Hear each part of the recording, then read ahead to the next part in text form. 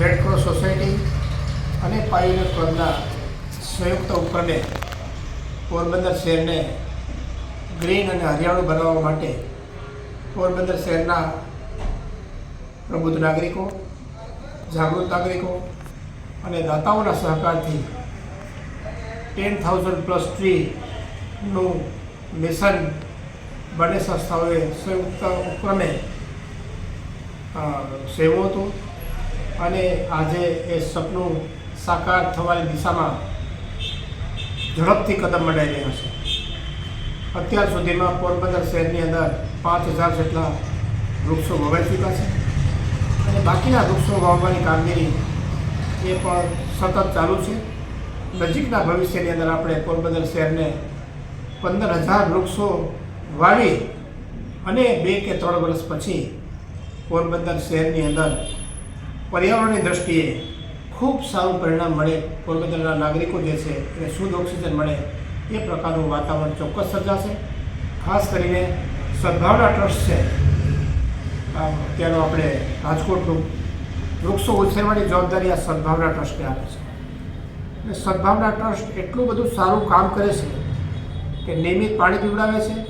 જે વૃક્ષો 2-3 મહિનામાં વવાઈ ચૂક્યા છે એ વૃક્ષો આજે તમને ગ્રો થતા દેખાઈ રહ્યા છે. સદભાવના ટ્રસ્ટે હમણાં એક મોરારી બાપુની સપ્તાહ રાજકોટમાં બેસાડી છે વૃદ્ધાશ્રમના લાભાર્થી. એની અંદર એક દિવ્યેશભાઈ સાવલિયા કરીને કોઈ હતા, એમને સદભાવના ટ્રસ્ટને 1 લાખ વૃક્ષોનું ડોનેશન આપ્યું છે. 4 વર્ષ સુધી એ લોકો ઉછેરી દેશે.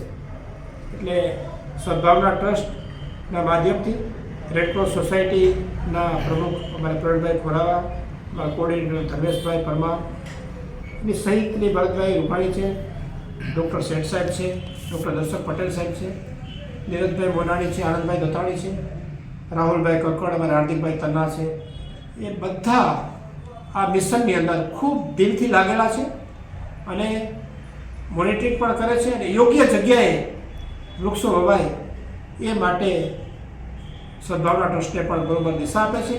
પોરબંદરના નાગરિકોને મારી એટલી જ અપીલ છે કે ખાસ કરીને ઘણી જગ્યાએ વૃક્ષો વાવવાની ના પાડે છે. એ વૃક્ષો વાવવાની ના ન પાડે.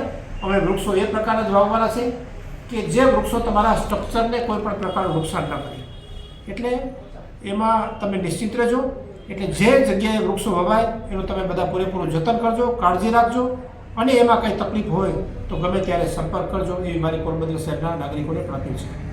આજે જે કાર્યક્રમ હતો, ખાસ કરીને આની શરૂઆત જે અમે કમ્પેનિંગ કર્યું હતું 10,000+ ટ્રીનું, એમાં અમને જે ખાસ કરીને ઇલેક્ટ્રોનિક્સ મીડિયા અને પ્રિન્ટ મીડિયાનો બંનેનો અમને ખૂબ સારો સહકાર મળ્યો હતો કે આ અમારું કમ્પેનને પોરબંદર શહેરના દરેક નાગરિક સુધી પહોંચાડવા માટે. એને કારણે અમને ખૂબ પ્રતિસાદ મળ્યો.